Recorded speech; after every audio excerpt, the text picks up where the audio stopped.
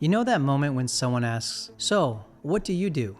and your shoulders straighten as you prep your answer. Or when LinkedIn pings with someone else's promotion and suddenly your job title feels smaller in your own hands. Or payday hits. You exhale for a few hours and then the glow fades. Back to the restlessness. I've lived that cycle. I chased the words on the door, the zeros on the deposit, the nods of approval when I told people what I did. On paper, I was doing well, but inside, I was questioning my worth like I was still an aspiring student. The turning point came the day I packed up my office, walking away from a job I loved. I felt two things at once, relief and terror. Because if I wasn't this anymore, then who was I?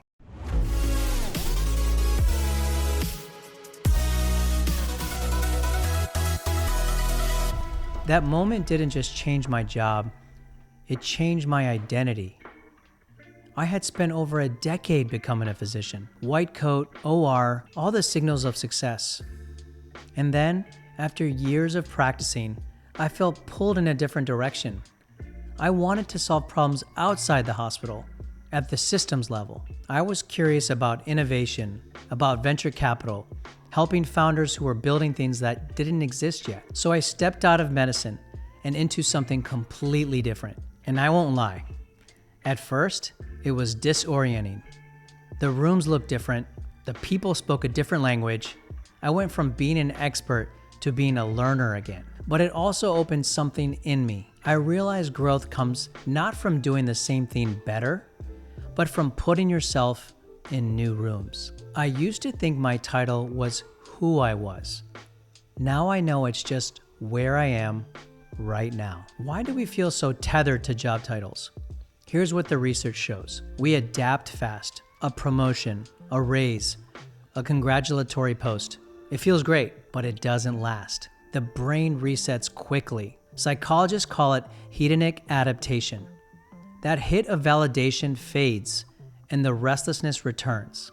We confuse titles with identity, but titles are external. What sustains us long-term? It's internal drivers. Autonomy, the freedom to choose our path. Mastery, the ability to get better at something that matters. Purpose, the belief that our work means something. Those are the drivers of real fulfillment. And here's the trap. If you repeat, "I am my title," long enough, it starts to feel true. So when that title changes or ends, it feels like a loss of self, even when the change is right. That's why I had to actively rebuild how I thought about my worth. Here are 3 things that helped me. Number 1, write 2 lines you can't lose. Finish this sentence. I'm the kind of person who, and make them verbs, not titles. Something like teach, build, solve, listen, care, connect.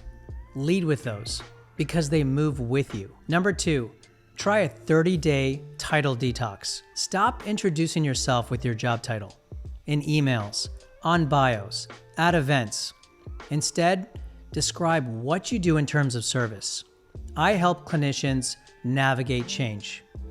I connect founders to the right partners. It retrains your brain to separate identity from job status. Number 3, start a weekly proof of self ritual. Once a week, spend 10 minutes reflecting. 3 moments where you lived your values. 1 skill that you strengthened. 1 person that you helped. Keep it in a folder only you can see. On the days you feel uncertain, read it. That's your real resume. Looking back now, I don't regret stepping away from the old title because I didn't lose myself. I met a deeper version of me. Not the label, not the LinkedIn line, but the work I was meant to do. Done in a way only I could do it. I still care about excellence, about building something meaningful, but now I define success by alignment, not applause. So when someone asks what I do, I tell them what I'm building, who I'm helping, not because the title doesn't matter, but because it doesn't define me. And that's how we rise. All right, time to take off the host cap and put on the coach hat and see if I can answer some questions, add some value. Let's see how it goes. I was just laid off after 12 years in the same company. I keep saying I'm fine, but the truth is I feel like I lost part of who I am. My title gave me confidence, structure, even status. Without it, I feel invisible. How do I rebuild my sense of self? First of all, I think this is one of the hardest things in the world is to shift careers. We work so hard in a certain position. And one thing that this person wrote is, the title gave me confidence, structure, and status. Actually, if you unpeel it, it's probably the relationships that you've built, the work that you were doing and maybe getting some positive reinforcement of. It wasn't your title. Sometimes a title gets us in a certain door or gets us to a certain position, but the rest is all the work you're doing. So I think we just have to spend some time understanding why we feel respected at work, why we feel like we're being productive, and chances are it's not your title. How do you rebuild your sense of self? That's another lifelong journey. It's a lot of reflection and discovery of things you are outside of your job. So if you are a director at a company, when you come home to your family or your dog or someone else, you're not a director at home. You're not a director to your pet, right? You are a loving, caring human being. You're hardworking, you're kind. So there's all these other things that have nothing to do with your title.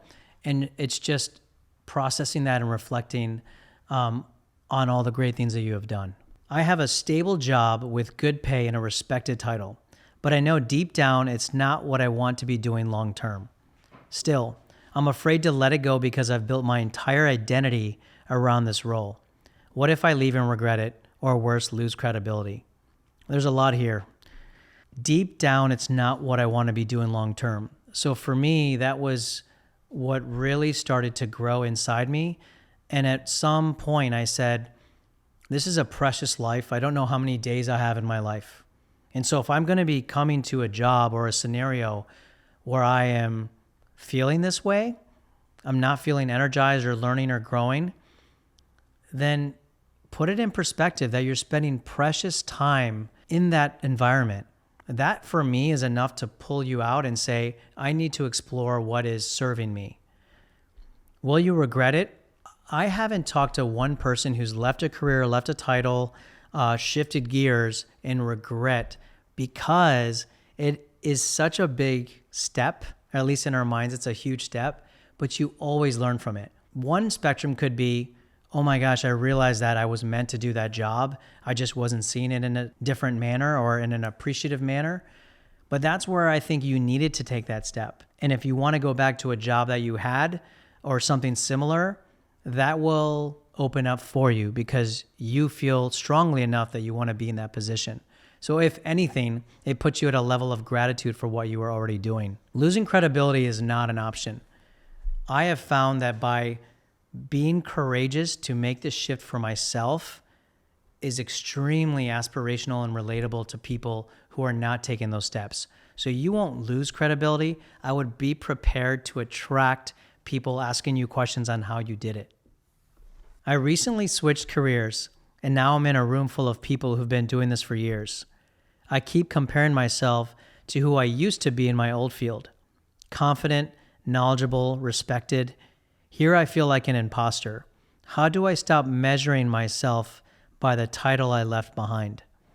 So I think one of the most challenging times is that shift, is being a master or a teacher in a room and going into another room and being a brand new student. And I have been in those rooms and I continue to put myself in those rooms. The only thing I think that has changed in how I perceive the environment is I walk in and I say, I need to learn from the people around me. I'm okay to be here. I deserve to be here. And I have permission to ask questions. And when you start with that mindset versus, do I belong here? Should I know more? Just go back to your roots of, you have strengths and traits that got you to be a teacher or an expert in the other room. What are some of those things you can extract and bring to this room? So number one, student mindset. Number two, you are worthy on many levels. and sometimes we forget when we're nervous and we're around people. Number 3, everyone else in the room is probably having some similar feelings of imposter syndrome. We are just really tough on ourselves, and it's time to give ourselves a little grace. And if you do that in front of others, it will give them permission as well. I've built a reputation around my job title. It's what opens doors for me. But lately I've realized I want to be known for more than that. I just don't know how to shift people's perception without it feeling like I'm downplaying what I've earned. How do I expand beyond the label without losing what it gave me? I can completely relate to this because I am proud to be a physician and I leaned on it for so long, but sometimes I feel like I get away from it or I mention it in passing because of all these other things that I want to focus on and talk about. And what I've realized is as long as we're not downplaying in a way of disrespecting, like, oh, I'm just a doctor and I did this. I say, I am a physician and I practiced for many years and now I'm helping people in a different way. And so I feel like I'm honoring the field. I'm not downplaying it, but it did take me some time to get there on that clarity. It's not something you can just shoot out. So I would reflect on the work you did in that profession or that career or that title, extract what strengths or what you learned brought you here, and then tie that into the work that you care about or want to go into. And so there's really a way to connect all the things that you've done in your timeline, even if you don't want to emphasize kind of, or put a lot of weight on it in your conversation. So once again, I think just give yourself some grace. Take some time to reflect on all the positives that came from where you came from and where you are today. Thank you so much for the comments. I really appreciate the vulnerability to ask these questions. And I not only answer them spontaneously and with my heart, but I also am learning as I'm talking. So that's the other thing, is being vulnerable and talking openly. We learn as we discuss. So I really encourage you to put more comments because I bet you a lot of us are learning together with you. Remember, trust is the ultimate currency. Vulnerability is a competitive advantage. And imposter syndrome, it's a sign that you're pursuing growth. Never forget, we are made to rise.